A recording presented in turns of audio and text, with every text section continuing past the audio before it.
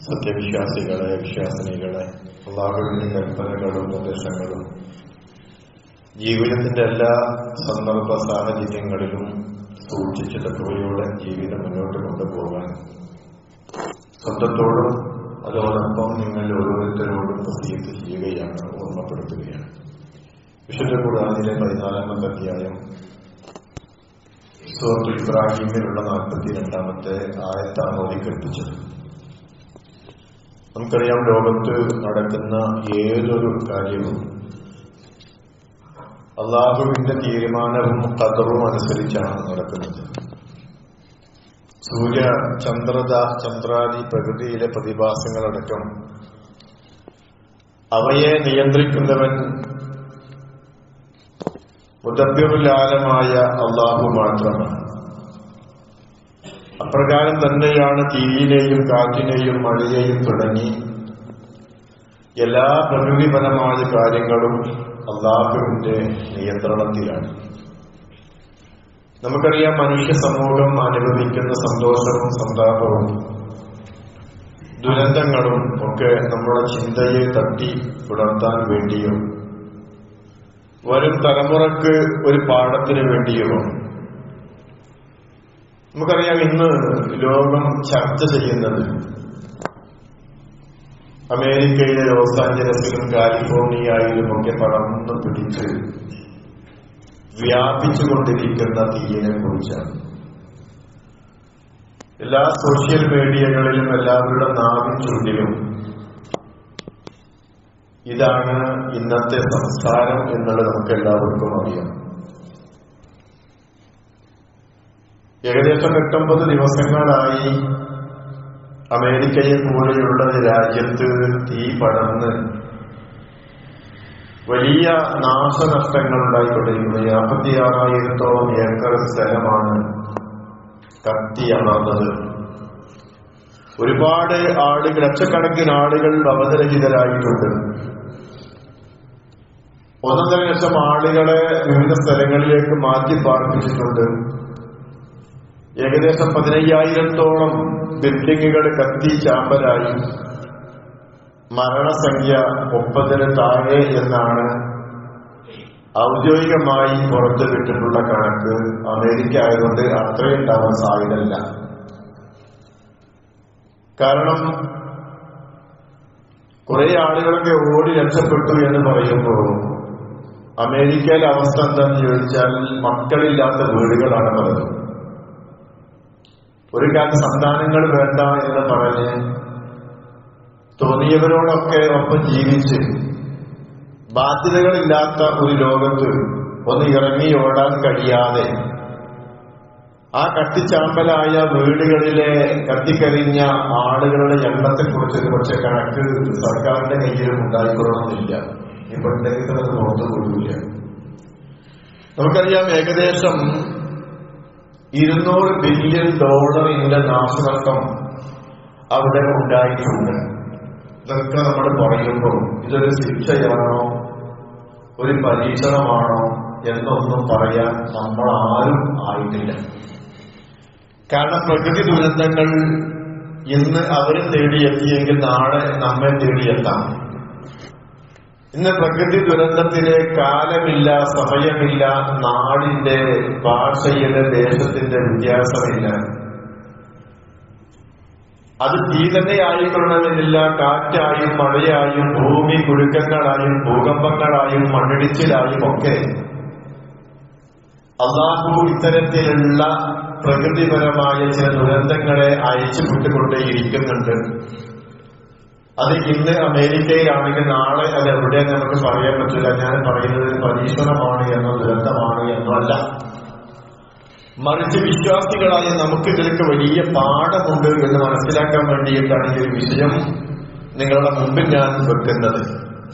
നമുക്കറിയാം, അമേരിക്ക എന്ന് പറഞ്ഞാല് ലോകത്തെ ഏറ്റവും വലിയ സമ്പന്നരായ ആളുകൾ താമസിക്കുന്ന അമേരിക്കയിലെ സ്ഥലമാണ് ലോസ് ആഞ്ചലസ്.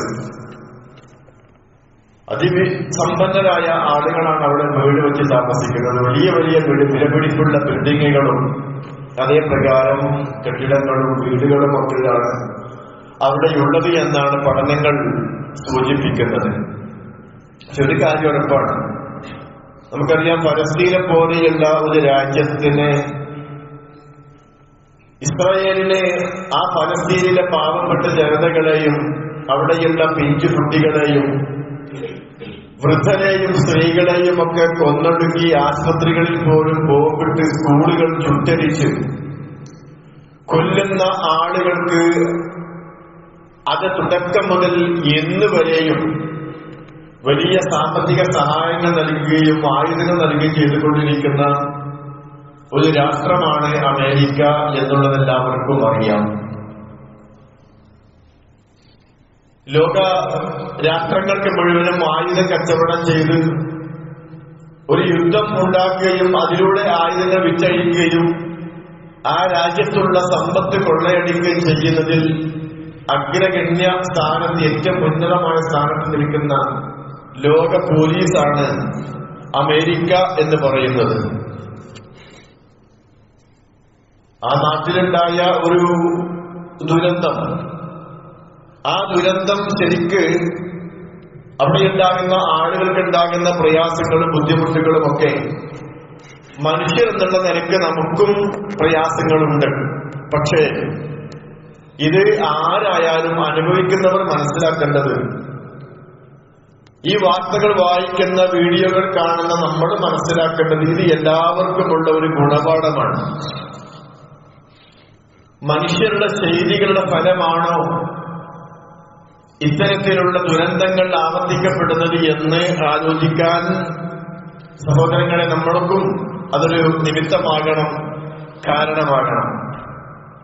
നമുക്കറിയാം, ഈ തീ ആളിപ്പടർന്നതിന് 2 നാൾ മുമ്പാണ് അവിടെയുള്ള ഒരു ബോളിവുഡ് താരം, ആ കത്തിയമെന്ന ലോസ് ആഞ്ചലസിന്റെ പ്രത്യേകത എന്താണെന്ന് വെച്ചാൽ, ബോളിവുഡ് താരങ്ങളൊക്കെ താമസിക്കുന്ന, അവരൊക്കെ വീട് വെച്ച് താമസിക്കുന്ന ഒരു സ്ഥലം കൂടിയാണത്. അവിടെയുള്ള ഒരു ഹോളിവുഡ് താരം ജെയിംസ് വൂഡ്സ് അതിന് 2 നാൾ മുമ്പാണ് സോഷ്യൽ മീഡിയയിൽ വന്ന് പറഞ്ഞത്, ഫലസ്തീനികളെ മുഴുവനും കൊന്നൊടുക്കണം, നോ കോംപ്രമൈസ്. അതിലൊരു കോംപ്രമൈസും ആവശ്യമില്ല, ഒന്നിനെപ്പോലും ബാക്കിയാക്കാതെ കൊന്നു കളയണം എന്ന് ഇസ്രയേലിനോട് ആവർത്തിച്ച് പറഞ്ഞത് ഈ ലോസ് ആഞ്ചലസിൽ താമസിക്കുന്ന ജെയിംസ് വൂഡ്സ് എന്ന് പറയുന്ന ഒരു ഹോളിവുഡ് താരമാണ്. ഏതെങ്ങനെയെന്ന് പറയട്ടെ, അദ്ദേഹത്തിന്റെ വീട്ടിലും തീയെത്തി.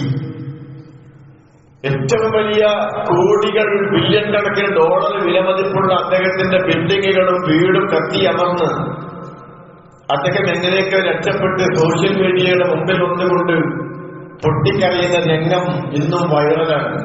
എല്ലാം നശിച്ചു എന്ന് പറയുന്ന ആളുകളെ കാണുമ്പോ നമുക്കറിയാം, ഇതിലും വലിയൊരു ഗുണപാഠം ഭൂമി ലോകത്ത് മൂക്ക് കീഴ്പൊട്ടാക്കി ജീവിക്കുന്ന ആളുകൾക്ക് വലിയ ദൃഷ്ടാന്തമുണ്ട് എന്നാണ് ഞാൻ സൂചിപ്പിക്കുന്നത്. അതിന്റെയും കുറച്ച് നാളുകൾക്ക് മുമ്പാണ് ട്രംപ് അധികാരത്തിൽ വന്ന് മറ്റേയാളെ അധികാരം ഒഴിയുമ്പോ പറഞ്ഞത് എന്തറിയോ, അമേരിക്കയെ പോലെയുള്ള ഒരു രാജ്യത്തിന്റെ മുമ്പിൽ എഴുന്നേറ്റ് നിൽക്കാൻ ഇന്ന് മറ്റൊരു രാജ്യത്തിനും കഴിയുകയില്ല.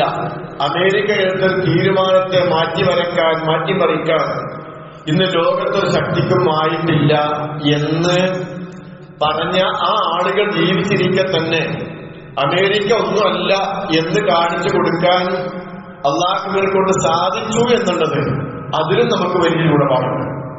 ആര് എത്ര വമ്പന്മാരായിട്ടും കാര്യമില്ല, അള്ളാഹുവിന്റെ ശക്തിക്ക് മുമ്പിൽ എല്ലാ ആയുധബലവും, എല്ലാ സാമ്പത്തികമായ ഭദ്രതയും, എല്ലാ പുരോഗതിയും, ഇൻഫർമേഷൻ ടെക്നോളജിയും അത് അള്ളാഹുവിന്റെ മുമ്പിൽ വളരെ നിസ്സാരമാണ് എന്ന് തോന്നിപ്പിക്കാൻ, എന്ന് മനസ്സിലാക്കാൻ സഹോദരങ്ങളെ ഇനിയും വൈകിക്കൂടാ. നമുക്ക് നമ്മളോടെ പറയാൻ പറ്റുള്ളൂ. നമ്മളീ കാണുന്ന സംഗതികളെല്ലാം നമ്മൾ വിചാരിക്കുന്നുണ്ടാകും ഇതൊക്കെ നമ്മുടെ കൈകൊണ്ടാണ്, നമ്മുടെ സമ്പത്ത് കൊണ്ടാണ്, നമ്മുടെ ബുദ്ധി കൊണ്ടാണെന്ന് വിചാരിക്കുന്നുണ്ടെങ്കിൽ ആയിക്കോട്ടെ, അതിനൊന്നും പ്രശ്നമില്ല. പക്ഷേ അള്ളാഹുവിനെ കൃത്യമായിട്ട് മനസ്സിലാക്കാൻ ആ സൗകര്യങ്ങളെല്ലാം ഉപയോഗപ്പെടുത്തുകയാണ് വേണ്ടത്. നമുക്കറിയാം, മുൻഗാമികളുടെ അവസ്ഥകളൊക്കെ പരിശോധിക്കുമ്പോൾ ഇങ്ങനെ തന്നെയാണ് കാണാൻ സാധിക്കുന്നത്. മറ്റുള്ളവരെ പുറത്താക്കി സർവ്വരാജ്യങ്ങളെയും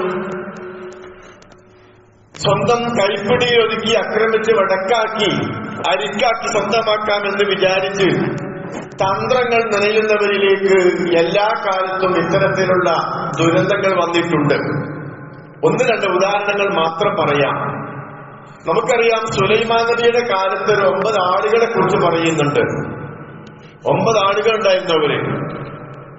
അവര് അവിടെ വലിയ ഫസാദുകൾ ഉണ്ടാക്കി. മഹാനായ സാലിഹ് നബിയുടെ കാലത്ത് വലിയ കുഴപ്പവും അതേപ്രകാരം ഫസാദും ഫിത്നയുണ്ടാക്കി. സുലൈമാൻ നബിയിൽ വിശ്വസിച്ച സാലിഹ് നബിയെയും അദ്ദേഹത്തിൽ വിശ്വസിച്ച ആളുകളെയും അരിക്കാക്കാമെന്ന് വിചാരിച്ച ആളുകളെ പറ്റി വിശുദ്ധ ഖുർആനിലെ 27-ാമത്തെ അധ്യായം സൂറത്തുൽ നംലിലെ 50-53 ആയത്തുകളിൽ പഠിപ്പിക്കുന്നുണ്ട്. ഖുർആൻ പഠിപ്പിക്കുന്നത് ഇങ്ങനെയാണ്: കാന ഫിൽ മദീനത്തി തിസ്അത്തു റഹ്തിൻ യുഫ്സിദൂന ഫിൽ അർദി ലാ യുസ്ലിഹൂൻ. ആ നഗരത്തിൽ 9 ആളുകൾ ഉണ്ടായിരുന്നു. 9 ആൾക്കാരുള്ള ഒരു സംഘമായിരുന്നു അവർ നാട്ടിൽ നന്മയുണ്ടാക്കാതെ കുഴപ്പങ്ങൾ മാത്രം ഉണ്ടാക്കുന്നവരായിരുന്നു. മക്കറൂ മക്കറൻ വമക്കർനാ വഹും ലാ യഷ്കുറൂൻ. അവര് തന്ത്രം മെനഞ്ഞപ്പോ അവർ അറിയാത്ത നിലയിൽ നാമും ഒരു തന്ത്രം പ്രയോഗിച്ചു. കണ്ടങ്ങള്, അവര് വെല്ലാൻ ആരുമില്ല. സ്വാലിഹ് നബിയുടെ കഴിവും ഈ ആൾക്കാരുടെ കഴിവും അത് ഗജാന്തരം മാറ്റുണ്ട്. സ്വാലിഹ് നബി പ്രവാചകനാണ്. പ്രവാചകന്മാരെ സംബന്ധിച്ച് നമുക്കറിയാം, അവർക്ക് ആയുധ ബലങ്ങൾ ഉണ്ടാകൂല, സമ്പത്തുണ്ടാകൂല, ഒന്നും ഉണ്ടാകൂല. അങ്ങനെയുള്ള ഈ ആളുകളുടെ 9 ആൾക്കാർ കൂടുന്ന സംഘമാണ്, ഒരു ടീമാണ്. ആ ടീം തന്ത്രം പ്രയോഗിക്കാണ് സ്വാലിഹ് നബിക്ക് കൂട്ടർക്കുമെതിരെ. അങ്ങനെ അവർ വലിയ കുഴപ്പങ്ങൾ ഉണ്ടാക്കി. അള്ളാഹ് പറഞ്ഞു, അവർ തന്ത്രം പ്രയോഗിച്ചു, നാമും തന്ത്രം പ്രയോഗിച്ചു. പക്ഷെ നാം പ്രയോഗിച്ച തന്ത്രം അവരറിഞ്ഞില്ല. ഫൻദുറൂ കൈഫ കാന ആഖിബത്തു മക്രിഹിം അന്നാ ദമ്മറിനാഹും വഖൗമഹും അജ്മഈൻ. എന്നാൽ നിങ്ങൾ നോക്കണം, അവരുടെ തന്ത്രത്തിന്റെ പര്യവസാനം എങ്ങനെയായിരുന്നു എന്ന്. അവരെയും അവരുടെ ജനതയെയും മുഴുവനും നാം തകർത്ത് കളഞ്ഞു. കേട്ടോ, ഞങ്ങൾ തന്നെയാണ് ലോക പോലീസ്, ഞങ്ങളെ നിയന്ത്രിക്കാൻ ആരും വരണ്ട, ഞങ്ങൾ പറഞ്ഞ അപ്പുറത്തേക്കൊന്നും നടക്കൂല എന്ന് വിചാരിച്ച ആ ആളുകളെ അല്ലാഹു ശേഷക്കാരായ ആളുകൾക്ക് ഗുണപാഠത്തിന് വേണ്ടി പറയാനുള്ളൂ. നിങ്ങൾ നോക്കണം, കൈഫ കാന ആഖിബത്തു മക്രിഹിം, അവരുടെ ആ തന്ത്രത്തിന്റെ പര്യവസാനം എങ്ങനെയായിരുന്നു എന്ന്.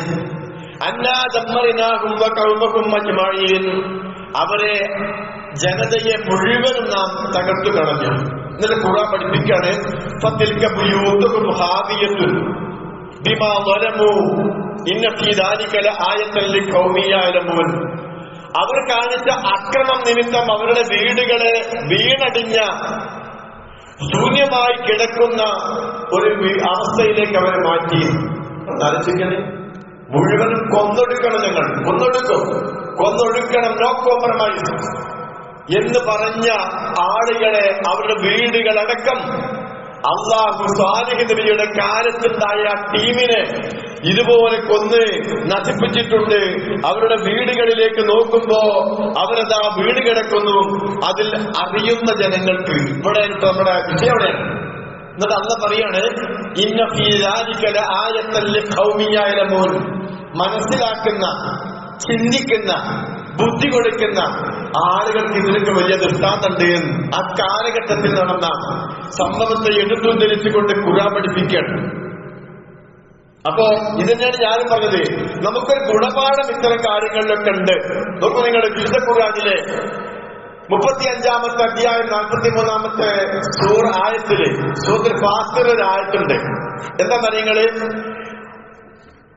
അന്യായമായിക്കൊണ്ട് ആളുകളെ പുറത്താക്കി അവിടെയുള്ള ആളുകളുടെ മുഴുവനും അതിക്രമം കാണിച്ച് നിരപരാധികളായ ആളുകളെ മുഴുവനും കൊന്നൊടുക്കി ജീവിച്ച അഹങ്കാരികളായ ആളുകൾ. ഭൂമിയിൽ അവർ ഗർഭധരിച്ചു, ദുഷിച്ച കടുത്ത കുതന്ത്രം അവർ പ്രയോഗിക്കുകയും ചെയ്തു. മുൻകാലത്തുണ്ടായിരുന്ന സമുദായത്തിന്റെ അവസ്ഥ വിശുദ്ധ ഖുർആൻ പഠിപ്പിക്കണം. അവര് ഭൂമിയിൽ ഗർഭനടിച്ച് നടന്നു. വളരെ ദുഷിച്ച കടുത്ത തന്ത്രം അവർ പ്രയോഗിച്ചു. ആ തന്ത്രം ഒരു പക്ഷേ ആർക്കും അറിയില്ല. തന്ത്രപരമായിട്ട് അങ്ങനെയാണല്ലോ ലോകത്ത് നടക്കുന്ന ഏതൊരു വിഷയമായാലും അതിന്റെ പിന്നിൽ കുതന്ത്രമുണ്ടാകും. രണ്ട് രാജ്യങ്ങൾ തമ്മിൽ യുദ്ധം ചെയ്യുമ്പോ ആ യുദ്ധത്തിലേക്ക് നയിച്ച കാരണങ്ങൾ ഉണ്ടാകും. അതിലേക്കുള്ള കാരണങ്ങളെ ഉണ്ടാക്കുന്നതും ഒരു പക്ഷേ അയൽ രാജ്യങ്ങളായേക്കാം. എന്നിട്ടോ ഇവർക്ക് ആയുധങ്ങൾ ഇങ്ങനെ വിറ്റഴിക്കാം. ഖുർആൻ പഠിപ്പിക്കാണ്. അവർ കുതന്ത്രം പ്രയോഗിച്ചു. വാസ്തവത്തിൽ അത്തരം ദുഷിച്ച കുതന്ത്രങ്ങൾ അതിന്റെ ആൾക്കാരിലേക്കല്ലാതെ വന്ന് ഭവിക്കുകയില്ല. കേട്ടോ, ആരാണോ കുതന്ത്രം പ്രയോഗിച്ചത് അവരിലേക്ക് തന്നെ ആ കുതന്ത്രം വേറൊരു രൂപത്തിൽ ആ ശിക്ഷകൾ അനുഭവിക്കാൻ തിരിച്ചു വന്നേക്കാമെന്ന് അവരറിയില്ല. അത് ഏത് രൂപത്തിലാണെന്നറിയില്ല. നമുക്കറിയാം, പല സമുദായങ്ങളിലേക്കും അള്ളാഹു ദുരന്തങ്ങൾ പറഞ്ഞയച്ചത് വെള്ളപ്പൊക്കമായിട്ടാണ്. അതുപോലെ തന്നെ വലിയ കാറ്റുകളായിക്കൊണ്ടാണ്.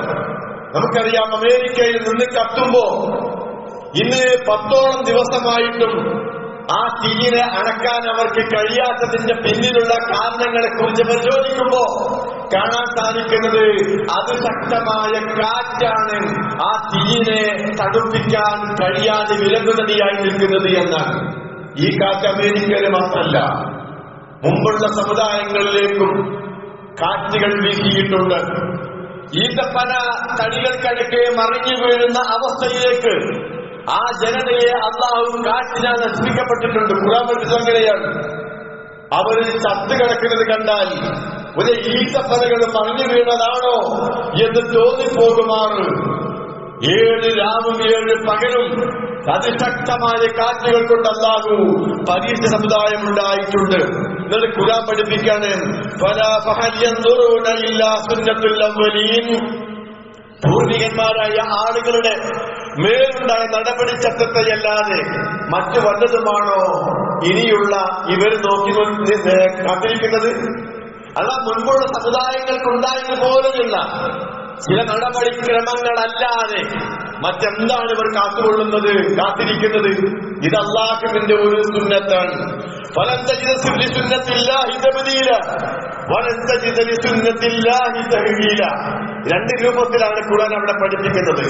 ഒന്ന് ഫലൻ തജിദ ലിസുന്നത്തില്ലാഹി തബ്ദീല വലൻ തജിദ ലിസുന്നത്തില്ലാഹി തഹ്വീല. അല്ലാഹുവിന്റെ നടപടി ചട്ടത്തിന് ഒരു മാറ്റത്തിരുത്തലും നിങ്ങൾ കണ്ടെത്താൻ കഴിയുന്നതല്ല. അല്ലാഹുവിന്റെ തന്ത്രം, അതിന് അല്ലാഹുവിന്റെ നടപടിക്രമങ്ങൾ, അതിന് മാറ്റത്തിരുത്തലും നിങ്ങൾ കണ്ടെത്താൻ കഴിയുകയില്ല. മാത്രവുമല്ല, അല്ലാഹുവിന്റെ നടപടി ചട്ടത്തിന് ഒരു ഭേദഗതിയും, അതാണ് തഹ്വീൽ എന്ന ഒരു ഭേദഗതി, ഒരു മാറ്റം കണ്ടെത്താൻ കഴിയില്ല. സഹോദരങ്ങളെ, ഇതൊക്കെ ഇന്നല്ലെങ്കിൽ നാളെ ഒരു പക്ഷേ നമ്മിലേക്കും വരാനുള്ള സാധ്യതകളുണ്ട്. ഇത്തരം ആയത്തുകളൊക്കെ വായിക്കുമ്പോൾ നമുക്ക് തോന്നുന്നത് ഇന്നലെയോ ഇന്നോ ഇറങ്ങിയ ആയത്തുകളാണോ എന്ന് തോന്നിപ്പോവുകയാണ് ഓരോ വിഷയങ്ങളെ വെച്ച് തട്ടിച്ചു നോക്കുമ്പോ. അപ്പൊ അതുകൊണ്ട് നമ്മൾ ഗുണപാഠങ്ങൾ ഉൾക്കൊണ്ടുകൊണ്ട് ജീവിക്കുക എന്നുള്ളതാണ്. പലരും ചോദിച്ചിട്ടുണ്ട്, ഗസയിലെ ആ കുഞ്ഞുങ്ങളെ കൊന്നെടുക്കുമ്പോ അവിടെയുള്ള സ്ത്രീകളെ ബലാത്സംഗം ചെയ്തപ്പോ, അവരിടെയുള്ള വൃദ്ധരായ ആളുകളെ കൊന്നൊടുക്കിയപ്പോ, അവിടെയുള്ള ചെറുപ്പക്കാരെ പിടിച്ചു കൊണ്ടുപോയപ്പോ നിങ്ങൾ അള്ളാഹ് തന്നെ വെറുതെ നോക്കുക എന്ന് ചോദിക്കുന്ന ചില ആളുകളുണ്ട്. അവരോട് വിശുദ്ധ ഖുർആനിലെ 14-ാം അധ്യായം സൂറത്തുൽ ഇബ്രാഹിമിലെ 42-ാമത്തെ ആയത്താണ് അത്തരക്കാർക്കുള്ള ചോദ്യത്തിനുള്ള മറുപടിയായിക്കൊണ്ട് അവർ നൽകുന്നത്. വലാ തഹ്സബന്നല്ലാഹ ഗാഫിലൻ, അല്ലാഹു അശ്രദ്ധനാണെന്ന് നിങ്ങളാരും വിചാരിക്കണ്ട. യഅമലു ളാലിമൂൻ, അക്രമം പ്രവർത്തിച്ചുകൊണ്ടിരിക്കുന്ന ആളുകളുണ്ടല്ലോ, ഇന്നമാ യുഅഖിറുഹും, അല്ലാഹു അവരെ പിന്തിച്ചിടുകയാണ്. ലിയൗമിൻ തശ്ഖസു ഫീഹിൽ അബ്സാർ, എന്തിനാണെന്നറിയുമോ? അവരുടെ ദൃഷ്ടികൾ മേൽപോട്ട് തുറിച്ചു നോക്കുന്ന ഒരു ദിവസം വരാനുണ്ട്. ഉണ്ടോ? ഖുർആൻ പഠിപ്പിക്കാൻ അക്രമികളായ ആളുകൾ വിചാരിക്കുന്നുണ്ടോ ഇതൊക്കെ ചെയ്യുമ്പോ അള്ളല്ല, റബ്ബില്ല, അള്ളെന്താ പൊട്ടനാണോ? അള്ളെന്താ നോക്കിക്ക? നിങ്ങളല്ല എന്ത് അള്ള എന്തല്ലയാണ് എന്ന് ചോദിക്കുന്നവരോട് ഖുർആൻ പഠിപ്പിക്കുന്നത്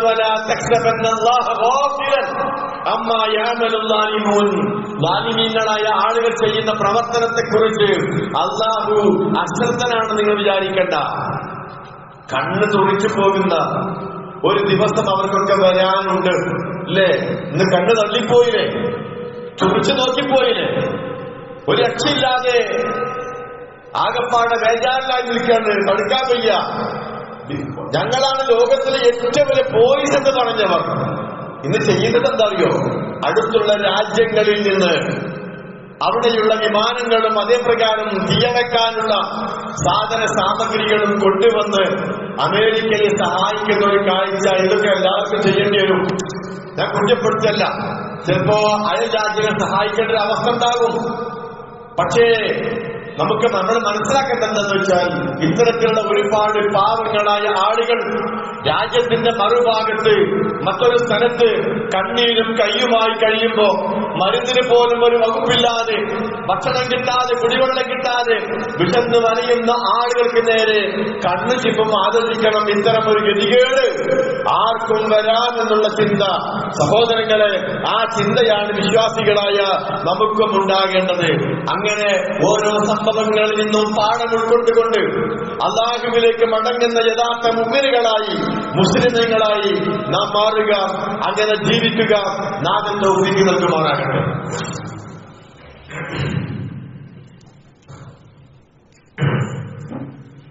അൽഹംദുലില്ലാഹ് വസ്സലാത്തു വസ്സലാമു അലാ റസൂലില്ലാഹ് വഅലാ ആലിഹി വഅസ്ഹാബിഹി അജ്മഈൻ. അമ്മാ ബഅദ്. അയ്യുഹന്നാസ് തഖുല്ലാഹ ഇബാദല്ലാഹ്. സ്നേഹം നിറഞ്ഞ വിശ്വാസികളെ, വിശ്വാസിനികളെ, ഒരിക്കൽ കൂടി അല്ലാഹുവിനെ സൂക്ഷിച്ചുകൊണ്ട് ജീവിക്കണമെന്ന് ഉണർത്തുകയാണ്. പറഞ്ഞു വന്നത്, ഇത്തരം ദുരന്തങ്ങളിൽ നിന്നൊക്കെ വിശ്വാസികളായ നമുക്ക് വലിയ പാഠമുണ്ട്. നമ്മെ സംബന്ധിച്ചിടത്തോളം അല്ലാഹുവിലേക്ക് കൂടുതൽ അടുക്കാനും വിശ്വാസത്തിൽ കളങ്കമില്ലാതെ കറകളഞ്ഞ തൗഹീദുമായി ജീവിക്കാനും നമ്മുടെ കർമ്മങ്ങൾ നന്നാക്കാനും സ്വഭാവ പെരുമാറ്റങ്ങളിൽ കാതലായ മാറ്റം വരുത്താനും നിമിത്തമാകണം. നമ്മൾ മനസ്സിലാക്കുന്നതൊന്നും അവരാരും പ്രതീക്ഷിക്കുന്നതല്ല. ഇത്തരത്തിലുള്ള ഒരു പ്രയാസങ്ങളോ കഷ്ടപ്പാടുകളോ ഒരു രാജ്യത്തിന് ദുരന്തം ബാധിച്ചോ അപ്പോഴേ നമുക്ക് അവിടുത്തെ സാമ്പത്തികമായ പ്രശ്നങ്ങളും മറ്റൊക്കെ മനസ്സിലാക്കാൻ പറ്റുള്ളൂ. ഇവിടെ നമ്മൾ മനസ്സിലാക്കേണ്ട ചില കാര്യങ്ങൾ ഒന്നെന്താന്ന് ചോദിച്ചാൽ, മനുഷ്യൻ വളരെ നിസ്സാരനാണ്. എത്ര ശക്തി ഉണ്ടായിട്ടും കാര്യമില്ല. തീ, വെള്ളം, അതുപോലെയുള്ള പ്രകൃതി ദുരന്തങ്ങൾക്കൊക്കെ മുമ്പിൽ മനുഷ്യൻ വളരെ നിസ്സഹായനാണ്, നിസ്സാരനാണ് എന്നുള്ള ഒരു തോന്നല്. രണ്ടാമത്തെ കാര്യം എന്താണെന്ന് വെച്ചാൽ, പ്രകൃതി ദുരന്തങ്ങൾക്ക് സമയമോ കാലാവസ്ഥയോ രാജ്യമോ നാടോ പ്രശ്നമല്ല എന്നുള്ളത് ഇതിന്റെ വലിയൊരു ഗുണപാഠമാണ്. മൂന്നാമത്തെ ഒരു കാര്യം എന്താണെന്ന് വെച്ചാല് ഇത്തരം പ്രകൃതി ദുരന്തങ്ങളെ കുറിച്ചുള്ള കാരണങ്ങളെ കുറിച്ച് നമ്മൾ ബോധവാന്മാരാവുക എന്നുള്ളതാണ്. മനുഷ്യരുടെ ചെയ്തിയുടെ ഫലമായിക്കൊണ്ട് ഇത്തരത്തിലുള്ള ദുരന്തങ്ങൾ ഉണ്ടായിട്ടുണ്ട് എന്ന് വിശുദ്ധ ഖുർആനിൽ ഞാൻ ഓതി കേൾപ്പിച്ച ആയത്തിലൂടെ അള്ളാഹു പഠിപ്പിക്കുന്നുണ്ട്. പിന്നെ നാലാമത്തെ ഒരു കാര്യം എന്താന്ന് വെച്ചാല്, അള്ളാഹുവിനോട് എപ്പോഴും നമ്മൾ പാപമോചനം തേടിക്കൊണ്ടിരിക്കണം. ഇസ്തിഗ്ഫാർ നമ്മുടെ ജീവിതത്തിന്റെ ഒരു ഭാഗമാക്കി മാറ്റാം. അതുപോലെ നമുക്കറിയാം, പ്രാർത്ഥന വിശ്വാസിയുടെ ആയുധമാണ്. ഖുർആനിൽ അള്ളാഹു 2-ാം അധ്യായം 286 ആയത്തിൽ ഒരു പ്രാർത്ഥന പഠിപ്പിച്ചിട്ടുണ്ട്. റബ്ബനാ ലാ തുആഖിദ്നാ ഇൻ നസീനാ ഔ അഖ്തഅനാ. ഖുർആൻ പഠിപ്പിക്കണ്ട്, ഞങ്ങളുടെ നാഥ, ഞങ്ങൾ മറന്നു പോവുകയോ ഞങ്ങൾ അബദ്ധം ചെയ്യുകയോ ചെയ്തെങ്കിൽ നീ ഞങ്ങളെ പിടികൂടരുത്, അതിന്റെ പേരിൽ ശിക്ഷാ നടപടി സ്വീകരിക്കരുത് റബ്ബേ. ഇത് വിശ്വാസികളായ ആളുകളുടെ പ്രാർത്ഥനയാണ്. റബ്ബന വലാ തഹ്മിൽ അലൈനാ ഇസ്റൻ കമാ ഹമൽതഹു അലല്ലദീന മിൻ ഖബ്ലിനാ. ഇതെല്ലാവർക്കും മനപ്പാടുണ്ടാകുമെന്നാണ് വിചാരിക്കുന്നത്. സൂറത്തുൽ ബഖറയിലെ അവസാനത്തെ ആയത്തുകളാണ്. അതിൽ അല്ലാഹു പഠിപ്പിക്കുന്ന റബ്ബന വലാ തഹ്മിൽ അലൈനാ ഇസ്റൻ കമാ ഹമൽതഹു അലല്ലദീന മിൻ ഖബ്ലിനാ. ഞങ്ങളുടെ മുൻപുള്ള ആളുകൾക്ക് നീ വഹിപ്പിച്ചതുപോലെ, ചുമത്തിയതുപോലെ ഞങ്ങളുടെ മേലിൽ ഭാരം ചുമത്തല്ലേ. അതൊക്കെ നമ്മളുടെ പ്രതീക്ഷക്കും അപ്പുറമാണ്. ഈ ആയത്തേക്ക് ഇങ്ങനെ ശരിക്കും വിശദീകരിക്കുകയാണെങ്കിലോ, ഇപ്പൊ നമ്മൾ ഈ നടക്കുന്ന ഒരു അവസ്ഥ ഉണ്ടല്ലോ, ഈ വെള്ളിയാഴ്ച ഈ സമയം നമ്മൾ ഈ ഇരിക്കുന്ന ഇരുത്തുണ്ടല്ലോ, ആ ഇരുത്തത്തിനൊരു കോട്ടം തട്ടാൻ സഹോദരങ്ങളെ നമ്മുടെ ശരീരത്തിലൂടെ ഓടിക്കൊണ്ടിരിക്കുന്ന ലക്ഷക്കണക്കിന് മീറ്റർ നീളമുള്ള ഒരു ഞരമ്പിന് എന്തെങ്കിലും ബാധിച്ചാൽ മതി.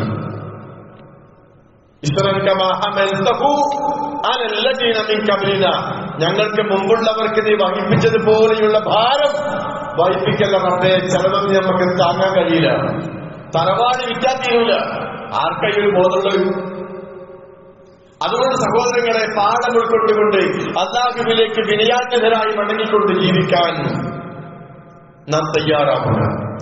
അതിന് നാം നമുക്ക് തൗഫീഖ് നൽകുമാറാകട്ടെ. നമ്മുടെ കൂട്ടത്തിൽ ഒരുപാട് ആളുകൾ പല രൂപത്തിലുള്ള പ്രയാസങ്ങൾ കൊണ്ടും കഷ്ടപ്പെടുന്നുണ്ട്. എല്ലാവരുടെയും പ്രയാസങ്ങൾ അല്ലാഹു മാറ്റി ഐശ്വര്യപൂർണമായ ജീവിതം പ്രദാനം ചെയ്യുമാറാകട്ടെ. മരണപ്പെട്ടു പോയ ആളുകൾക്ക് അല്ലാഹു മഗ്ഫിറത്തും റഹ്മത്തും നൽകി അവരെയും നമ്മെയും അവർ ജന്നാത്തുൽ ഫിർദൗസിൽ ഒരുമിച്ച് കൂട്ടി അനുഗ്രഹിക്കുമാറാകട്ടെ. ഒരുപാട് ആളുകൾ രോഗികളായി പ്രാർത്ഥിക്കാൻ വേണ്ടി വസിയത്ത് ചെയ്തിട്ടുണ്ട്. അവർക്കൊക്കെ അല്ലാഹു ശിഫ നൽകുമാറാകട്ടെ. നമ്മുടെ പണ്ഡിതന്മാരുടെ കൂടുതൽ പലരും പല രൂപത്തിലുള്ള പ്രയാസങ്ങൾ കൊണ്ട് കഷ്ടപ്പെടുന്നുണ്ട്. ചിലരെല്ലാം രോഗികളാണ്, അവർക്കും അല്ലാഹു ശിഫ നൽകുമാറാകട്ടെ. അല്ലാഹു മരിപ്പിക്കുന്ന സമയത്ത് ഒരു യഥാർത്ഥ മുഅ്മിനായി മുസ്ലിമായി തൗഹീദുള്ളവനായിക്കൊണ്ട് മരണപ്പെട്ട സാഹചര്യം എല്ലാവർക്കും ഉണ്ടാക്കുമാറാകട്ടെ. അല്ലാഹുമ്മ ഗ്ഫിർ മുഅ്മിനീന വൽ മുഅ്മിനാത്ത് വൽ മുസ്ലിമീന വൽ മുസ്ലിമാത്ത് അൽ അഹ്യാഇ മിൻഹും വൽ അംവാത്ത് ഇന്നക മുജീബു ദഅവാതി